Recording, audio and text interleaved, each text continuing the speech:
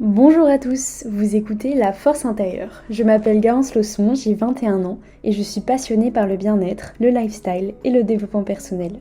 L'idée derrière ce podcast, c'est de partager une discussion autour de sujets auxquels nous faisons tous face pour nous faire grandir mutuellement. C'est également ce qui a inspiré la création de mon compte Instagram qui porte ce même nom, La Force intérieure. Alors, où que vous soyez ou quoi que vous fassiez, prenez une grande inspiration. Détendez-vous avant d'aborder le sujet du jour. Bonjour à tous et bienvenue dans ce nouvel épisode très important pour moi. Encore un sujet que j'adore, c'est l'amour de soi. Donc c'est un sujet qui me tient aussi à cœur autant que la gratitude parce que il est très lié à mon expérience personnelle dans le développement personnel. Donc j'avais très envie d'en parler et j'ai énormément de choses à partager avec vous aujourd'hui. Donc bienvenue, installez-vous confortablement et commençons à parler de l'amour de soi. Vous connaissez peut-être la notion de people pleaser, donc les gens qui font à outrance plaisir aux autres en faisant parfois passer les besoins des autres avant leurs propres besoins. Je suis une de ces personnes, heureusement, parce que c'est quelque chose qui me fait très plaisir de faire plaisir aux autres. Je me sens bien quand je suis là pour mes proches, quand je les soutiens, quand je rends des services. C'est quelque chose qui vraiment rend ma vie plus belle, mais quand ce service des autres est parti vers l'extrême, je peux négliger mes propres besoins. Et je sais que c'est le cas de beaucoup d'autres personnes. Quand c'est vraiment à l'extrême et quand ça atteint un point de non-retour, quand on commence à vraiment passer à côté de nos propres besoins, on porte en fait ce type de masque émotionnel pour faire plaisir aux autres. Juste parce que on a, on a peur de ne pas être aimé, peur d'être jugé, d'être abandonné par les autres ou de simplement les décevoir à plus petite échelle. Et parfois, en fait, ces peurs, elles sont un peu masquées sous ce masque émotionnel pour faire plaisir aux autres et le fait de leur rendre service. Mais ce qu'on oublie, c'est que parfois, quand on porte ce masque trop longtemps, on peut oublier et perdre un peu cet amour de nous-mêmes qui est pourtant essentiel à notre épanouissement et à notre vie en général. Alors voilà pourquoi je voulais faire cet épisode très important qui va parler de l'amour inconditionnel pour soi. Donc en fait, je définirais ça comme la possibilité et la capacité de nous auto-apaiser, d'avoir réellement confiance en soi, en ce qu'on choisit, en ce qu'on est, en ce qu'on peut faire au quotidien, indépendamment des circonstances et surtout indépendamment des autres. Et ça, je pense que c'est une chose qui est très importante parce que c'est ce qui va déterminer notre rapport avec nous-mêmes, mais aussi celui avec les autres, parce que ça va déterminer le fonctionnement qu'on a vis-à-vis des autres et de nos relations. Et je pense qu'il y a une énorme différence entre s'aimer inconditionnellement, comme je viens de l'expliquer, et être égocentrique. Parfois, on confond les deux. On juge s'aimer comme quelque chose de négatif, alors que pour moi, l'égocentrisme, c'est pas du tout quelque chose de positif, au contraire. C'est le fait de se comparer aux autres, mais de manière très extrême, que ce soit dans le positif ou dans le négatif. Soit on est complètement en dessous des autres, on est complètement dans un sentiment d'envie pour la vie et l'apparence ou les possessions des autres, ou alors, au contraire, on est complètement au-dessus. On juge les autres comme inférieurs à nous, on pense qu'on sait plus de choses, qu'on a plus de choses, qu'on est meilleur, alors que c'est faux. On est juste nous-mêmes. Donc voilà, je voulais vraiment préciser cette différence entre l'égocentrisme et l'amour de soi. C'est pas du tout ce qu'on cherche, l'égocentrisme. Donc s'aimer, c'est aussi s'affirmer, je pense. Que ce soit physiquement, dans son style, mais aussi dans ses goûts, dans ce avec quoi on s'entoure, dans nos besoins et surtout dans nos limites qu'on pose avec les autres. C'est se sentir soi-même, être naturel et ne pas porter ce masque. Mais c'est aussi fêter ses victoires et ses échecs, en tirer des leçons du passé et avoir confiance en notre futur. Donc, en soi, pour résumer ce tout, je pense que l'amour de soi, c'est pas seulement un sentiment à court terme, c'est plutôt une création qu'on peut ajouter à notre vie par des actions à mener chaque jour. C'est comprendre qu'on est assez bien pour mener la vie qu'on veut mener. C'est un peu comme faire de soi le personnage principal de sa vie. Ça renvoie un peu à l'épisode que j'ai fait sur appliquer un changement dans sa vie, mais de manière plus centrée sur soi-même et plus intérieure finalement. Donc je vais vous donner mes petites astuces pour cultiver cet amour de soi, pour se dire oui, pour se mettre en priorité de tous les autres dans sa vie. Et la première clé, c'est de se reconnecter à notre moi authentique. C'est tout simplement le fait de revenir à soi, de tourner son regard et son attention vers qui on est pour que tout ce qui fait de nous nous fleurisse, éclore, que ça révèle notre individualité, notre singularité. Et ça peut se faire en se reconnectant à soi-même pendant un moment. On parle souvent de la notion extraverti vs introverti, comme quoi certaines personnes ont besoin des autres pour se recharger et d'autres ont vraiment besoin d'être seules pour se recharger énergiquement. Moi, je pense qu'on a tous une part de nous introvertie qui forcément a un besoin de se retrouver avec soi-même et de vraiment faire pause et prendre un petit moment pour être avec soi-même. Je sais qu'il y a beaucoup de gens qui comptent énormément sur la présence des autres pour ça, mais je pense que c'est au long terme, c'est pas forcément viable d'être toujours avec les autres et de ne jamais être seul avec soi-même. Bien sûr, on peut vivre en communauté et être épanoui. Au contraire, c'est vraiment une bonne chose, mais je pense que ce serait, ne serait-ce qu'un moment dans la journée avec soi-même, c'est vraiment essentiel à tout le monde. Et souvent, les gens ont peut-être peur de se retrouver seuls avec soi-même, mais c'est quelque chose qui est nécessaire à notre épanouissement et surtout, même plus généralement, à la connaissance de nous-mêmes, euh, pour vraiment s'assurer qu'on est au bon endroit au bon moment et se le répéter. On peut aussi parler un peu de la notion d'enfant intérieur. C'est en fait cette part de nous qui est vraiment enfouie sous toutes nos couches émotionnelles et qui pourtant a besoin d'une attention régulière pour vraiment venir en aide ou rassurer, l'aimer, le chouchouter, venir à ses besoins et les remplir nous-mêmes. Et ça, je pense qu'on est la seule personne à pouvoir le faire.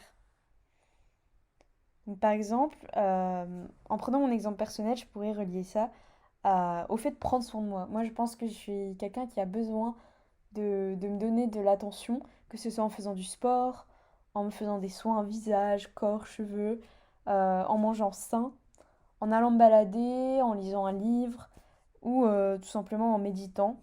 J'ai vraiment besoin au quotidien d'avoir ces petits moments avec moi-même. C'est peut-être mon côté introverti, mais c'est ce qui me permet vraiment de me chouchouter et de me sentir heureuse et épanouie. Mais c'est aussi grâce à ce genre de petits moments avec soi-même qu'on peut distinguer vers quels idéaux de vie on se tend, qu'est-ce qu'on veut ajouter à sa vie. Et pour ça, un outil super puissant que j'utilise aussi, c'est le Vision Board. J'en fais un par mois à l'aide de Pinterest. Je fais un collage de toutes les choses que j'aimerais faire ce mois-ci, que ce soit en style, par exemple des tenues que j'aimerais créer, des vêtements que j'aimerais acheter, des plats que j'aimerais tester, des recettes, euh, des activités que j'aimerais tester, ou alors juste de l'énergie générale, comment je veux que le mois se passe pour moi. Généralement, c'est bien. J'essaye de prendre, par exemple, en mai, j'ai mis des photos de printemps, de fleurs, parce que j'aimerais bien faire un peu plus de balades, me sentir plus connectée à la nature. Et je pense que ça, c'est vraiment une remise à niveau mensuelle qui peut être très, très utile pour nous. Mais ça peut être aussi d'aller tout simplement en rendez-vous à un date avec soi-même. Ça, c'est quelque chose que j'ai commencé à faire cette année aussi, d'aller au café toute seule, au restaurant, de faire une balade toute seule. Je pense que c'est vraiment quelque chose qui peut nous ressourcer. On sait que dans la vie, quand on fait un choix, souvent on dit oui à quelque chose pour refuser une autre chose.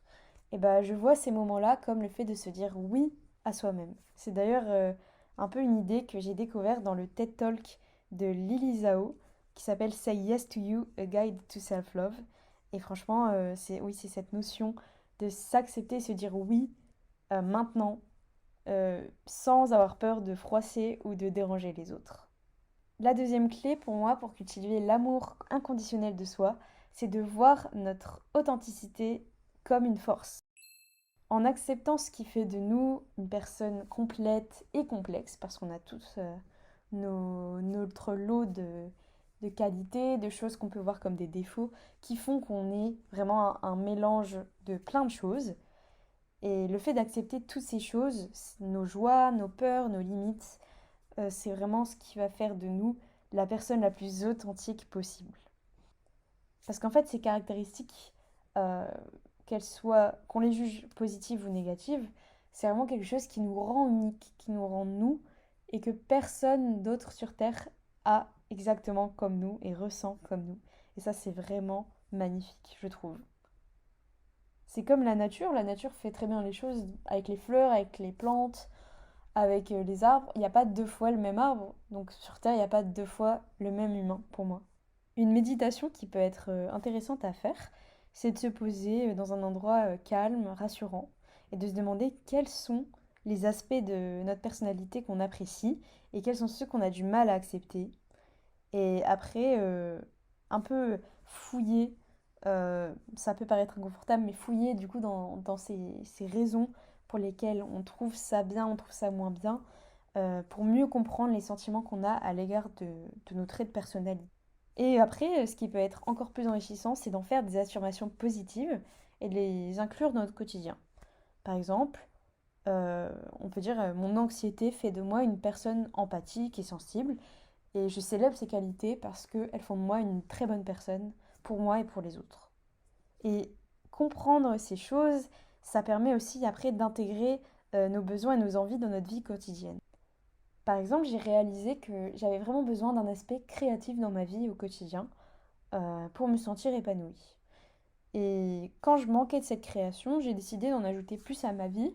Donc j'ai essayé de tester diverses activités qui animaient cette flamme créative en moi.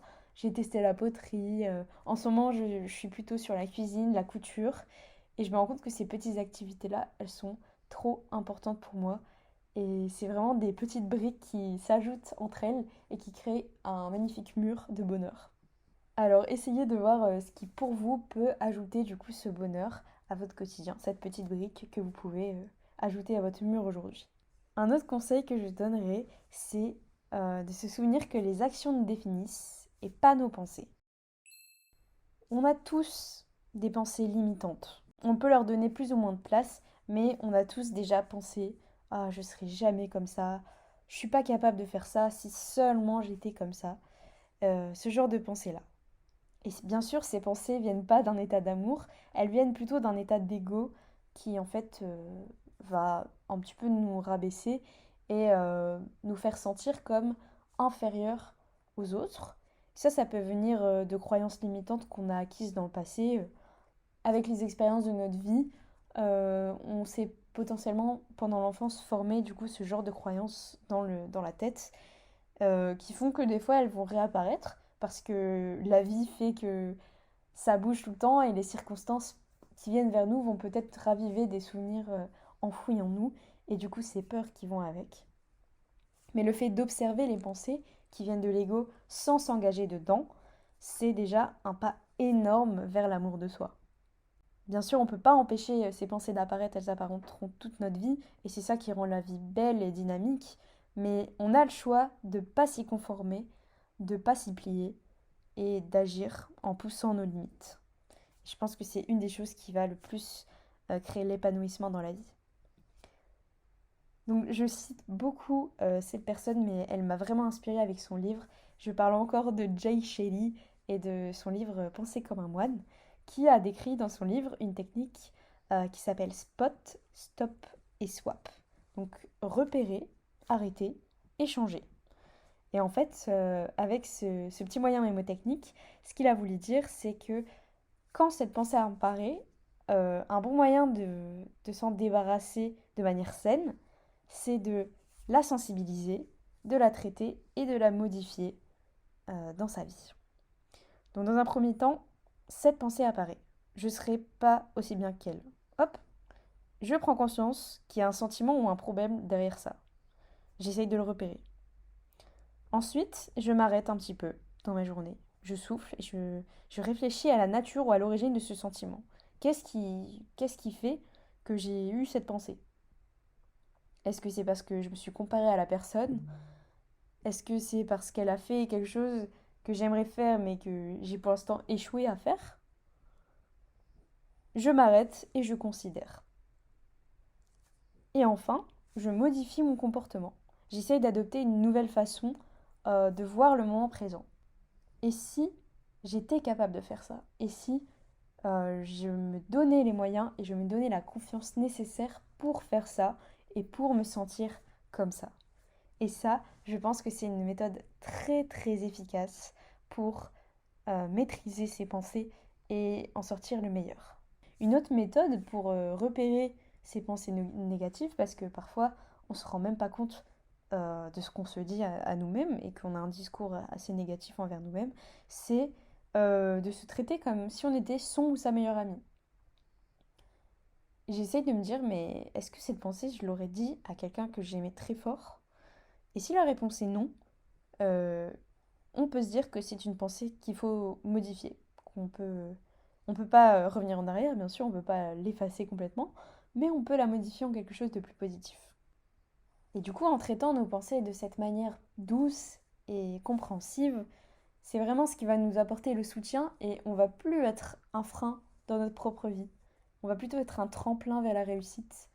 On va vraiment être notre plus grand fan et on va contribuer à notre bonheur au long terme. J'espère que cet épisode vous a plu. Je suis trop contente de tout ce que j'ai pu trouver sur ce sujet-là. Et je me rends compte que ça m'aide encore aujourd'hui.